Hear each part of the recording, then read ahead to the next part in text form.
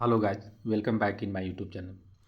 JSSC CGL जीत होगी हमारी के इस नए एपिसोड में आपका स्वागत है। जैसा कि आप सभी जान रहे होंगे कि इस सीजीएल में कुछ न्यायिक प्रक्रिया के दौरान कुछ अड़चनें उत्पन्न हो गई है और इस अड़चन को समाधान करने के लिए जितने भी डीबी सेलेक्टेड कैंडिडेट हैं उनके द्वारा एक निर्णय लिया गया है कि हमें भी तीसरा पक्ष के रूप में इस न्यायिक प्रक्रिया में शामिल होना चाहिए। तो आप सभी डीबी सेलेक्टेड कैंडिडेट से आग्रह होगा कि जितना अधिक से अधिक संख्या में हो सके आप सब इंटरवेनर बने, ताकि हमारा पक्ष भी कोर्ट सुन सके, हमारा दर्द भी जान सके कि आखिर ये प्रक्रिया कितने सालों से लंबित है और कितने संघर्ष के बाद यहाँ तक हम सबों ने अपना सफ़र तय किया है। इसलिए जितना से जितना अधिक हो सके सभी लोग इंटरवेनर बने और एक दूसरे को इंटरवेनर बनने के लिए प्रेरित करें।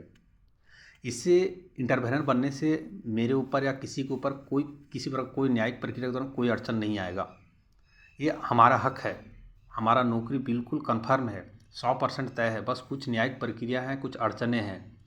अगर हम चाहते हैं इस न्यायिक प्रक्रिया को आसान बनाना और जितना जल्दी हो सके अगर हम चाहते हैं कि न्यायिक प्रक्रिया को समाधान करके हमें नौकरी दी जाए, तो इसके लिए हमें तीसरा पक्ष बनना होगा, इंटरवेनर बनना होगा।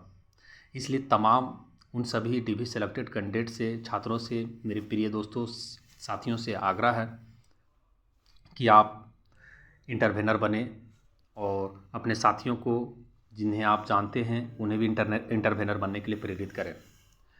और ये वीडियो खास करके मैं उत्तरी छोटा नागपुर प्रमंडल के जितने भी छात्र हजारीबाग में खास करके रहते हैं उनके लिए है। और इंटरवेनर बनने के लिए क्या क्या ज़रूरी रिक्वायरमेंट डॉक्यूमेंट होंगे, अब हम उनके बारे में बात करते हैं। पहला जो डॉक्यूमेंट के रूप में आपको चाहिए वो एडमिट कार्ड का जीरोक्स चाहिए, जैसे ही सीजीएल एडमिट कार्ड जिससे परीक्षा हम लोगों ने दिया। दूसरा आधार कार्ड। तीसरा डीवी के समय जो भी जीमेल में मैसेज आया है उसका स्क्रीनशॉट लेकर के बढ़िया से क्रॉप करके एक उसका फ़ोटोकॉपी भी चाहिए। 3 डॉक्यूमेंट चाहिए। चौथा डॉक्यूमेंट एक वकालतनामा जो आपको दिया जाएगा। स्क्रीन पे दिखाई दे रहा होगा आपको 7 नंबर दिखाई दे रहा होगा, उनके नाम के साथ वहाँ नंबर भी मेंशन किया गया है। इन लोगों में से आप किसी से भी संपर्क कर सकते हैं और वकालतनामा का एक कॉपी आप इनसे भी ले सकते हैं। और सारा डॉक्यूमेंट 3 डॉक्यूमेंट के साथ आप इनसे एक वकालतनामा का डॉक्यूमेंट ले लें, उसमें सिग्नेचर करके इन 7 लोगों में से आप किसी के पास भी अपना डॉक्यूमेंट जमा कर सकते हैं। साथ ही अगर इससे संबंधित किसी भी प्रकार का अगर आपको इन्फॉर्मेशन चाहिए तो इन 7 नंबर में से दिए गए जो मेंशन किया गया इसमें से किसी से भी आप डायरेक्टली फ़ोन करके पूछ सकते हैं कि आपको क्या जानकारी चाहिए। ये लोग आपको जानकारी जो भी चाहिए आपको बताने का प्रयास, हर संभव प्रयास करेंगे। और चूँकि इंटरवेनर हमारा हक है, ये नौकरी हमारा हक है, इसलिए हमें इंटरवेनर बनना होगा। इंटरवेनर बनने से हमें किसी प्रकार का कोई दिक्कत नहीं होगा भविष्य में। खास करके कुछ वैसे लोग डर रहे हैं जो जॉब में हैं, आपको जॉब में हैं वो इंटरवेनर बनने से डर रहे हैं। बिल्कुल डरने की कोई आवश्यकता नहीं है, आपका हक है ये नौकरी। इसलिए बेझिझक आप इंटरवेनर बने, अपने साथियों को भी प्रेरित करें। हम सबों को टारगेट 2000 कम से कम इंटरवेनर बनने का है और इस न्यायिक प्रक्रिया में शामिल होना हमारा हक है, हमारा ये नौकरी हमारा हक है। तो हम तीसरा पक्ष बेझिझक बन सकते हैं। तो इंटरवेनर बनने में किसी प्रकार का कोई दिक्कत नहीं है, चाहे आप जॉब में हैं या फिर जॉब होल्डर नहीं है, या जॉब होल्डर हैं या फिर नहीं है, उससे कोई दिक्कत नहीं है। हम न्यायिक प्रक्रिया में शामिल हो सकते हैं। जहाँ तक इसके आगे जो बात होगी, फंडिंग की बात होगी, तो फंडिंग पर अभी जो हमारा कोर मेंबर है वो किसी निष्कर्ष पर नहीं पहुँच पाया है कि फंडिंग क्या होनी चाहिए। तो जैसे ही फंडिंग की बात आएगी हम सब फिर से एक पुनः वीडियो बना करके आप सबों के साथ में ज़रूर शेयर करेंगे कि फंडिंग किस आधार पे होगा, कितना कितना हमें सबको फंडिंग करना होगा।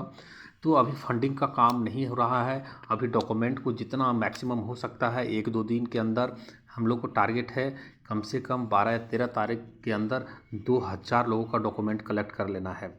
हम टारगेट लिए हम लोगों ने कि लगभग 2000 इंटरवेनर बनाना है। डॉक्यूमेंट कलेक्ट करने के बाद 2-3 दिन के अंदर भी आपको फंडिंग के बारे में बता दिया जाएगा किस स्तर से फंडिंग करना है और कितना फंडिंग करना है। चूँकि जब हम लोग तीसरा पक्ष बन रहे हैं तो हमें वकील की आवश्यकता होगी। इंटरवेनर बन रहे हैं तो डॉक्यूमेंट को जब हम कोई कोर्ट में फाइल करेंगे उसके लिए कुछ चार्ज, नॉमिनल चार्ज होंगे, वो भी हमें पे करने होंगे। हम लोग 2-3 वकील का ग्रुप उतारने जा रहे हैं तो उनमें हमें खर्च होगा, वकील को फ़ी देना होगा। तो इन सभी तमाम जो न्यायिक प्रक्रिया के दौरान जो हम सबों का खर्च होगा वो आपस में हम सब डिस्ट्रीब्यूट कर के उसका भरपाई करेंगे। इसलिए अभी आपको फंडिंग के बारे में नहीं बताया जा रहा है, चूँकि कोर मेंबर जो हमारे हैं ये किसी निष्कर्ष पर नहीं पहुंच पाए हैं कि आखिर फंडिंग कितना और करना चाहिए हम सबों को। इसलिए जैसे ही कोर मेंबर इस बात पर अपनी सहमति बना लेते हैं कि हर एक कैंडिडेट को इतना फंडिंग करना होगा तो हम पुनः आप सबों को एक बार ज़रूर बताएंगे कि हमें कितना फंडिंग करना होगा। लेकिन अभी हम सबों का ध्यान सिर्फ डॉक्यूमेंट कलेक्ट करने पर होना चाहिए और ये खास करके उन सभी उत्तरी छोटानागपुर के कैंडिडेट के लिए ये वीडियो है। आपसे आग्रह है कि अधिक से अधिक मात्रा में आप डॉक्यूमेंट को जमा करें और इस न्यायिक प्रक्रिया में शामिल हों और अपनी नौकरी सुनिश्चित करें। और जैसे जैसे विभिन्न ज़िलों की लिस्ट आती जाएगी कि किनके पास क्या डॉक्यूमेंट जमा करना है, कौन कौन से ज़िले से कौन कौन लीड कर रहे हैं, जैसे जैसे उसका लिस्ट आता चला जाएगा हम प्रयास करेंगे कि आपको एक वीडियो बना करके उन सभी का यहाँ पर लिस्ट बता देने का प्रयास करेंगे। ये वीडियो खास करके उत्तरी छोटानागपुर के लिए था और जैसे जैसे लिस्ट आएगा मैं ज़रूर प्रयास करूँगा कि उसके ऊपर वीडियो बना करके आप सबों को इन्फॉर्मेशन देता रहूं। और मैं अंत में आपसे आग्रह करूंगा, खासकर वैसे लोग जो अब तक हमें सब्सक्राइब नहीं किए हैं प्लीज़ सब्सक्राइब करें, ताकि सीजीएल से संबंधित जितने भी मुद्दे होंगे खास करके डीवी सेलेक्टेड कैंडिडेट के पक्ष में मैं लगातार आपको देने का प्रयास करूंगा। धन्यवाद।